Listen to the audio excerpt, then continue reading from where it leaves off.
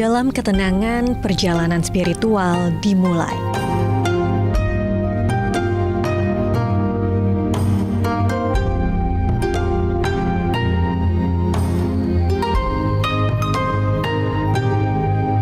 Tiap langkah, tiupan angin memimpin pikiran melalui lorong-lorong kuno menuju kebijaksanaan.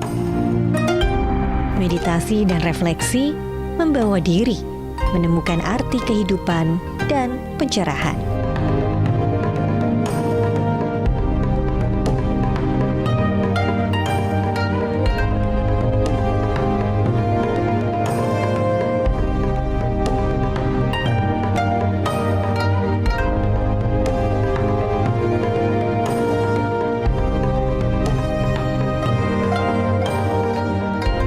Mari ikut merasakan ketenangan dengan keindahan berbagai tempat suci umat Buddha.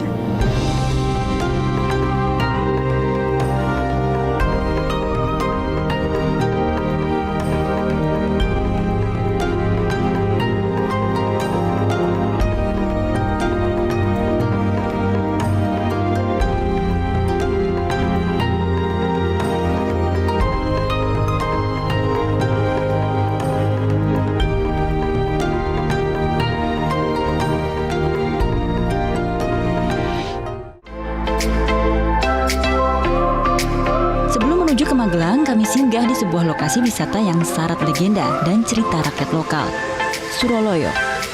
Disinilah perjalanan wisata spiritual kami bermula. Ini udah mau sunrise, kita mau coba naik sekarang supaya nggak ketinggalan ya sunrise-nya. Ayo, bisa coba. Kamu harus kuat ya.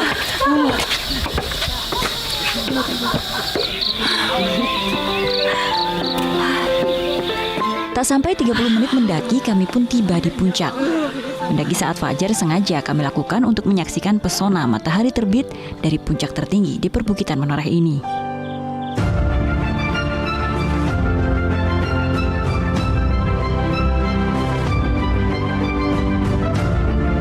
Sekitar pukul 6 pagi, matahari terbit.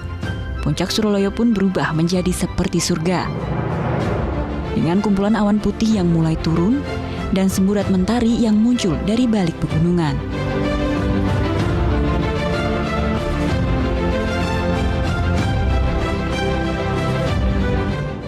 Dari puncak Suroloyo dapat terlihat hamparan pemandangan perbukitan yang sangat indah. Dari titik puncak, kita pun dapat melihat 4 gunung, Merapi, Merbabu, Sumbing, dan Sindoro. Selain menyimpan keindahan, puncak Suroloyo juga menyimpan mitos, legenda rakyat pada masa kerajaan Majapahit. Puncak Suroloyo diyakini pula sebagai titik tengah atau kiblat pancering bumi. Pusat dari 4 titik di tanah Jawa. Sejarahnya gimana sih Pak? Orang bisa meditasi atau semedi di atas itu? Tata cara orang kalau mau meditasi di atas itu ada ininya nggak Pak? Ada peraturannya di sini? Oh ada. Aturannya itu yang pertama itu sesuci. Kalau orang Jawa itu sesuci atau membersihkan, istilahnya wudhu lah kalau Islamnya kan seperti itu. Dan setelah naik ke puncak itu harus mengucapkan salam dulu. Ya, tata caranya seperti itu, salam. Nah, setelah mengucapkan salam, kita berdoa memohon kepada Allah. Nah, itulah tata cara yang ada di Suroloyo. Dan mungkin ada semacam dupa atau hiyo, itu adalah unsur dari alam. Ya. Dari jam berapa sampai jam berapa biasanya Pak orang tuh naik, nginep kan, terus mereka turunnya jam berapa biasanya? Nah, biasanya ini malam hari, dilakukan malam hari. Ini biasanya jam 11 sampai jam 3. Ya, jam 3 turun. Karena menurut sejarah itu wahyu itu setelah pagi hari itu pasti akan menetap. Oh iya. Ya.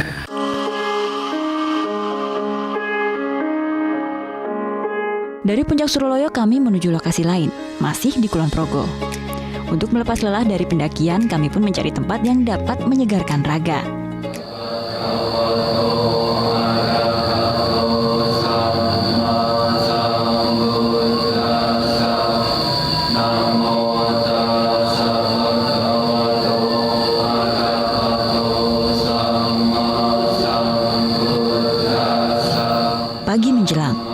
suara canting dilantunkan oleh para samanera, calon biksu. Mengucap doa berulang dan memusatkan pikiran.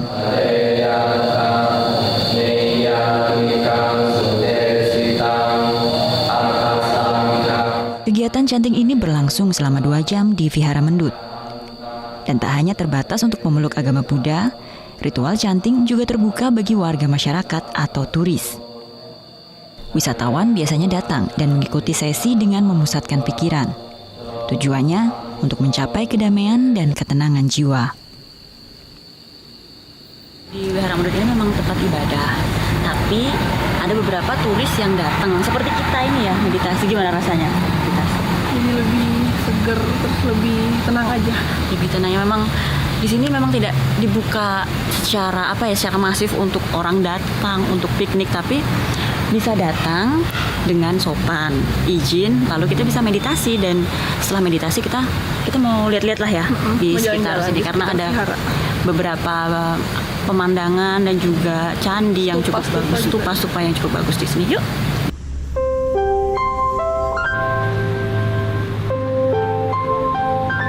Selain sebagai tempat ibadah, Wihara Buddha Mendut juga menjadi tempat bagi para calon biksu dan biksuni untuk belajar agama Buddha. Arsitektur dan nuansa seni bernafaskan spiritual terasa kental di lingkungan vihara. Yang menarik, di luar pun pengunjung dapat melihat beberapa bentuk patung Buddha. Patung Buddha tidur yang berada di bagian depan, hingga patung Buddha kurus yang jarang ditemui di tempat lain.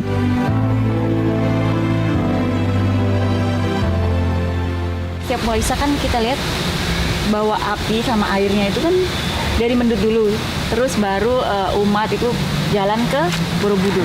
Kenapa harus dimulai di Mendut sih?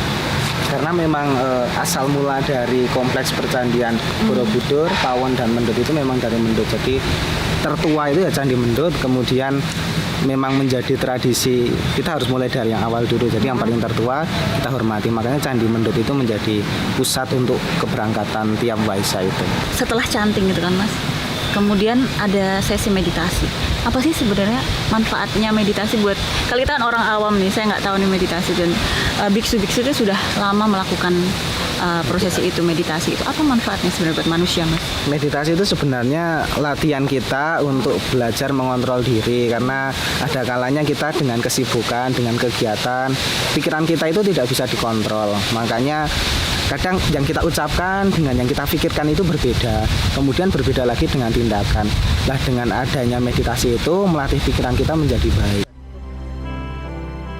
Ada satu lagi hal berbeda di vihara ini, yaitu adanya pohon langka dengan bunga yang unik, yaitu bunga sal atau cannonball flower. Tidak semua tempat ibadah umat Buddha memiliki bunga ini.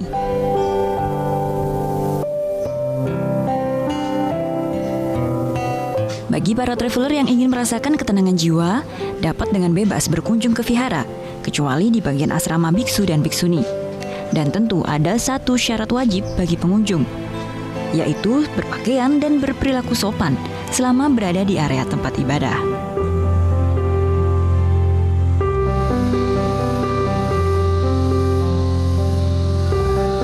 Usai menenangkan diri di Vihara Mendut, kami melanjutkan perjalanan ke Candi Mendut yang berada persis di depan vihara.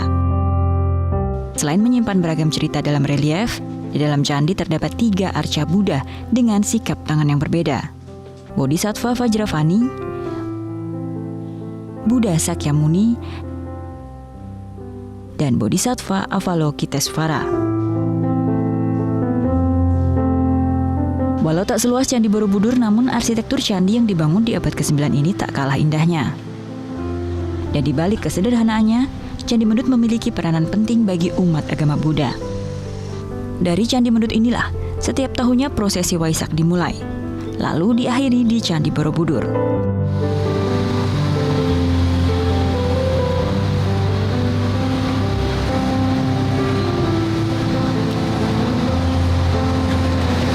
Di Candi Mendut inilah biasanya api Dharma atau api abadi disemayamkan. Lalu, di acara puncak Waisak, api Dharma ini akan dibawa beserta sarana puja bakti lainnya, dibawa oleh para biku dan juga para umat berjalan dari Candi Mendut ini menuju ke Candi Borobudur.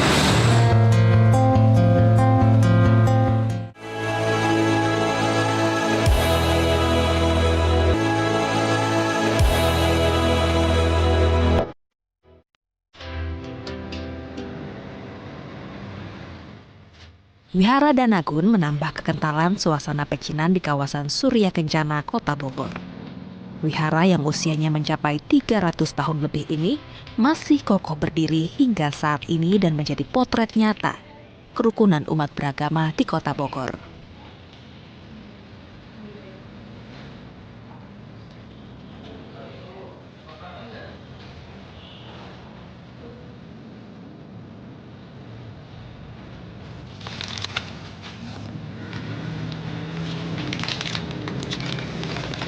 Nah, kita nanti yang pertama kita lakukan itu masang lilin. Lilinnya di sebelah altarnya. Itu gunanya percayaannya sih kayak menerangi jalan gitu. Berarti lilin sebagai pelita, dupa untuk menyampaikan doa, dan kertas ini sebagai lambang uang menandakan kemakmuran. Iya.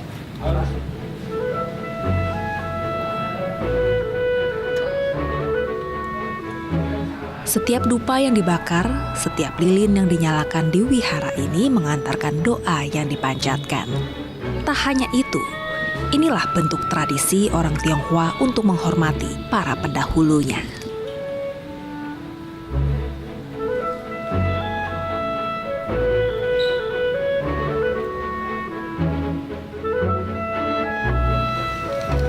Selain berdoa, wisatawan juga bisa mencoba peruntungan dengan melemparkan ini namanya ciamsi.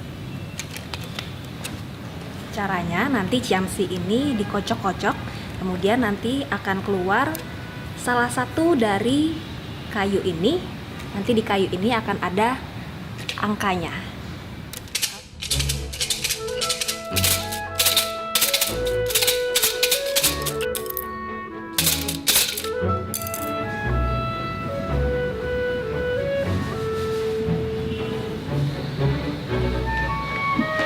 Nah, dari angkanya yang sudah didapat tadi, sekarang kita cari angkanya di kotak-kotak ini. Peruntungan atau perdagangan, bisa dapat untung. Rumah tangga dapat kebahagiaan.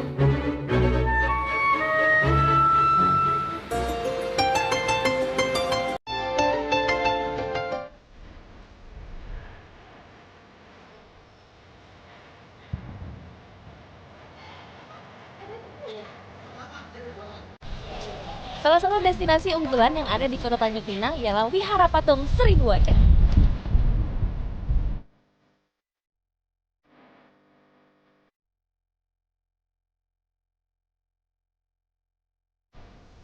Memasuki wihara yang satu ini, wisatawan akan merasakan suasana seperti di Tiongkok kuno.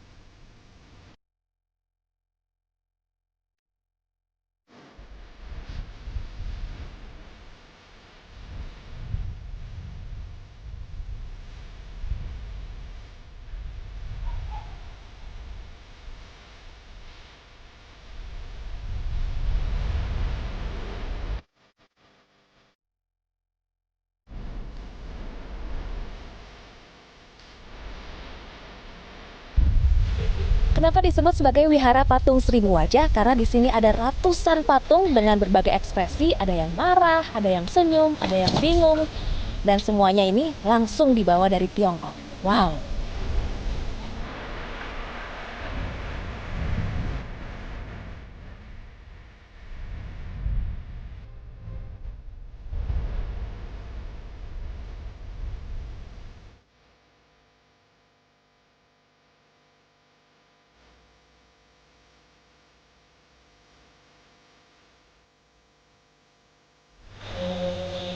Selain tempat berwisata, di sini juga ada kelentengnya yang digunakan oleh umat Buddha dan juga orang Tionghoa untuk sembahyang. Sebenarnya awalnya memang untuk sembahyang, tapi karena tempat ini sangat menarik, jadi digantikan sebagai tempat wisata religi. Sebagai wihara, tempat ini menjadi tempat sembahyang bagi umat Buddha dan orang keturunan Tionghoa, khususnya saat momentum Imlek.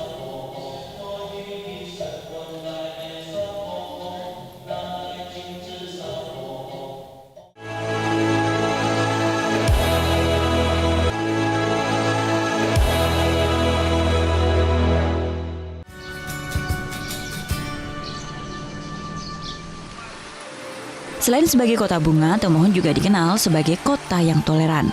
Walau dihuni mayoritas penganut Kristen Protestan dan juga Katolik, namun semua warga hidup rukun dan damai. Salah satu tempat ibadah umat Buddha di Tomohon di komplek Wihara Budayana yang di dalamnya berdiri Pagoda Ekayana. Berada di kaki Gunung Lokon, rumah ibadah ini menyiratkan kecantikan yang sakral. Memasuki komplek area wihara, pengunjung disambut 18 patung lohan berwarna emas. Pagoda Ekayana berdiri menjulang 9 lantai berwarna merah dan kuning yang dapat terlihat dari beberapa sisi kota karena ketinggian dan juga kemegahannya. Di depan pagoda, kolam air mancur dan patung naga seolah menjadi penjaga tempat ibadah ini.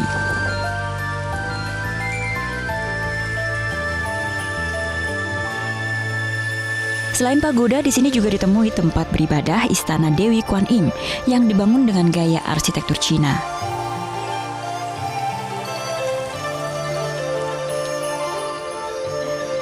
% umat di Tomohon ini adalah pemeluk agama Kristen Protestan atau umat Kristen Protestan, tapi sebagian warga di sini juga memeluk agama lain, salah satunya Buddha.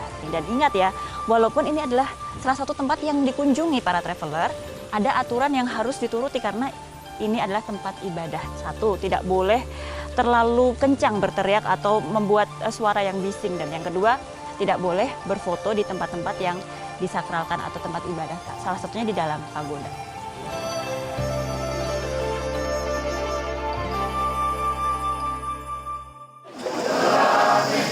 Mekloedganj juga dikenal sebagai kota tempat mencari dan memperdalam ilmu tentang Buddha. Disinilah banyak murid dari penjuru dunia datang untuk mempelajari agama Buddha. Mereka datang dengan harapan dapat bertemu langsung dengan Dalai Lama ke-14, pemimpin spiritual Tibet. Belajar tentang agama Buddha biasanya diawali dengan pemahaman ilmu dialektika yang harus dikuasai seorang biksu sejak usia dini.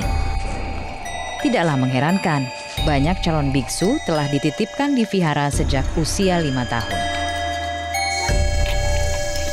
Tidak hanya ilmu tentang agama, etika universal adalah ilmu yang juga diajarkan di Tibetan Children Village atau TVC ini. Awal mulanya, tempat ini didirikan untuk menampung anak-anak yang berasal dari Tibet yang mengungsi. Kini, TVC telah berkembang menjadi sekolah yang memiliki asrama sendiri untuk semua kalangan. How many children do you have? We have more than 1,400 children.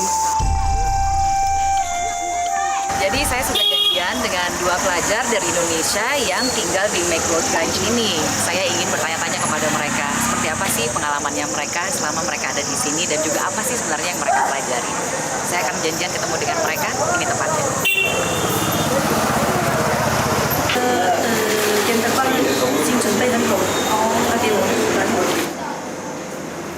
Halo. Halo. Jolie? Ya. Dan ini Linda ya, saya kan Jolie, mau tahu dong awal mulanya tertarik untuk datang ke Mekloedganj itu apa sih dulu? Udah berapa lama tinggal di sini? Saya ikut workshop penerjemahan di Library of Tibetan Work and Archive untuk tahun ini. Tahun sebelumnya saya setengah tahunan di sini. Kemudian tahun-tahun sebelumnya sejak 2009 saya tiap tahun di sini. Dan kenapa Mekloedganj yang dipilih? Karena di sini ada komunitas Tibetan yang ngomongnya dalam bahasa Tibet dan juga ada guru yang ngajar bahasa Tibet. Ada gurunya dan ada komunitas yang berbicara bahasa Tibet. Jadi sehari-hari pakai bahasa Tibet nih sekarang? Kalau ketemu teman yang bahasa Tibet ya harus pakai bahasa Tibet. Harus pakai bahasa Tibet. Kasih contoh? Tashi dele, kusu de boyin be, ngat de boyin, keram de boyin be, lain. Ya, apa tuh artinya tadi yang lagi diomongin? Tanya kabar, apa kabar? Kabarnya baik. Apa kabar? Bahasa Tibet apa? Tashi dele. Tashi delek. Oke. Kemudian hari ini udah belajar apa aja dari nggak dijambre. Kemudian itu biksu kecil, muda dan tua dari berbagai latar belakang dan negara berkumpul di sini. Belajar memang tidak kenal batas usia, termaksud buat saya yang begitu menikmati kondisi di mana persinggungan lintas budaya, agama, dan usia yang begitu kental terasa di Mekloedganj. Ini adalah pelajaran hidup paling berharga dan tidak terukur keilmuannya.